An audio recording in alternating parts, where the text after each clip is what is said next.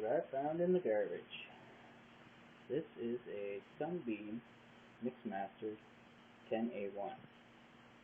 I haven't found a date on it, but I know from my research it was made in the early 1950s. I found it in a box next to the garbage bin along with a small mixing bowl, the juicer part, and 5 beaters. The original paint was flaking off the front, mostly down here, and a little bit off here, and a little bit around the side. Basically, it wasn't from being used. It was just the grease and the oil from the gearbox got under the paint and lifted it. Aside from that, the mixer was in great shape. The bakelite base and the speed controller and handle were all in great shape. None of the pieces were cracked or worn, and the imprinted lettering, as you can see, was in fantastic shape as well. I was even more surprised when I took it apart to repaint it. Usually, when you find something this old, it's usually worn out, or there's everything, or everything is worn out, or some parts impossible to get, and it really is just junk. But in this case, everything inside looks like new. Motor hadn't been even broken in yet. It's seen probably no more than an hour of total use. In the end, I had to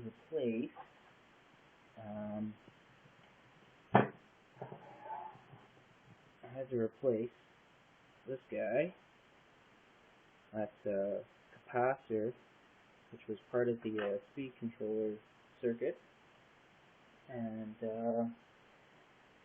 I was able to get a replacement for $2 at my local electronic parts dealer. It wasn't a drop-in replacement. I mean, it didn't look like that. It had the regular leads that came out of it. It's a little plastic box, but all I had to do was solder it in. It took a few minutes with soldering iron. Now, one of the interesting things about this mixer is you do that for the handle, put the juicer on, but that's also one of the first models to have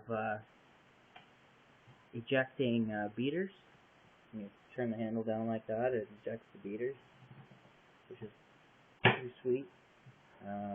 Another thing about this is the way the speed regulator circuit works. Normal mixers back then would use a coil of wire and a coil of resistive wire, and they'd use a point on that wire, and wherever that point was determine how much power is allowed to go to the motor, and that's how you control the speed. And modern day mixers use transistors to do that, but the difference between the other models of mixer and new age models is the speed regulator in this, how do I put this, the more load you put on it, the more power it will send to the motor. So if you're mixing, say, on 3, and you try to slow that down, it won't slow down. It'll just send more power to the motor, and the speed stays absolutely constant, probably until you're up into maybe 8 or 9 or 10. Then you notice maybe it would slow down a little bit with a heavy load. But when you're down when you're down at the lower speeds, the speed's absolutely constant. As for restoration, I repainted the pieces that were formerly off-white, which would have been this part here, the main body, and this portion of the base. And yeah, I repainted them black. They were formerly off-white.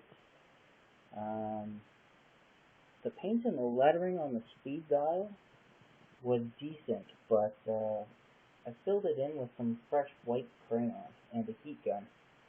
What I did was I just take a white crayon and I just rub it over. I fill in all the little bits as best I could, and then I blast it with a heat gun, and that would just help it to, it would fill in the letters, and it'd help it to stick in there a bit better. And then I rubbed the excess off with cloth, and I did that up here on the handle with a red crayon. I used a white Crayola crayon, and that seemed to work better than the red generic crayon that I used on the top. I might try doing the top one again with a Crayola crayon as well. And that's about it.